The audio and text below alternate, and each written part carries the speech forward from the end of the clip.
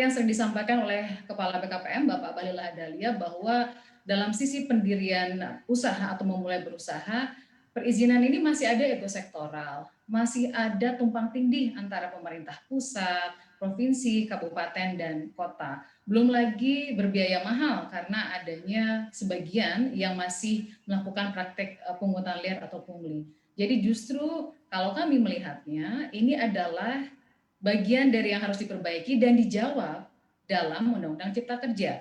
Undang-Undang Cipta Kerja memberikan sebuah kewajiban yang sistematis dalam upaya perbaikan. Misalnya contohnya soal memulai berusaha, soal kemudahan berusaha, soal peningkatan ekosistem investasi dan kegiatan berusaha.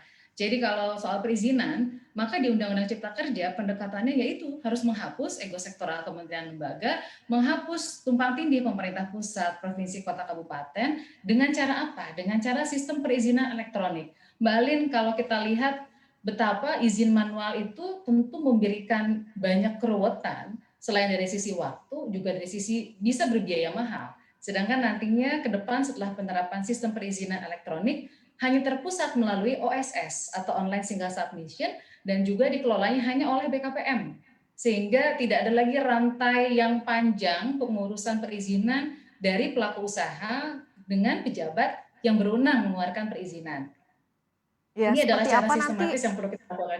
Jadi, ekspektasi ya Mbak Ali, atau ya seperti apa nanti ekspektasinya untuk dari sisi, jangka waktu untuk, kemudahan memproses izin perizinan dengan adanya tadi, OSS yang akan di-handle oleh, BKPM saja? Karena selama ini kan OSS juga sudah diberlakukan, hanya saja banyak, mendapatkan masukan juga dari, para pelaku usaha tidak terlalu signifikan juga membantu mereka saat berada di lapangan. Nah, seperti apa nih dengan adanya era baru Undang-Undang Cipta Kerja ini?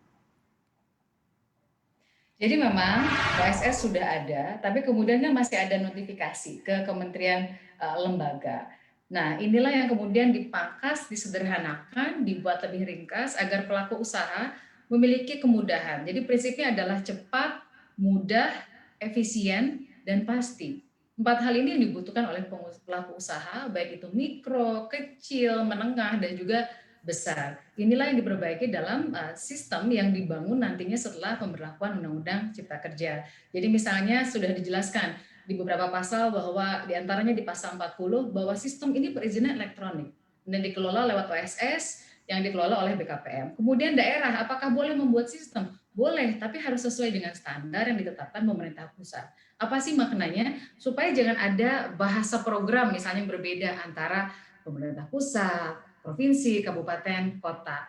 Lalu isu yang lain adalah soal kewenangan daerah. Nah, ini seringkali dianggap karena dibuat lebih sederhana, lebih ringkas tata kelolanya, maka dianggap bahwa kewenangan daerah jadi tidak ada lagi, tidak seperti itu.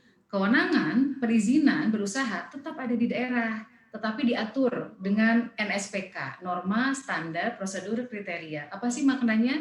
Tata cara dan waktunya yang diatur Mbak Alin. Jadi nggak bisa lagi nih, misalnya pengurusan izin di sebuah daerah, ada kabupaten kota, perdanya menerapkan aturan tertentu. Dan nggak ada cara bagi pemerintah pusat untuk membantu pelaku usaha agar izinnya keluar, karena semuanya ada di daerah. Yang diatur sekarang, contoh sebuah izin harus keluar dalam waktu 30 hari. Jika dalam 30 hari tidak diselesaikan oleh sebuah daerah, maka dianggap menyetujui dan pemerintah pusat bisa mengeluarkan izinnya. Jadi ini adalah bagian yang kami yakini bisa memperbaiki proses memulai berusaha di Indonesia dan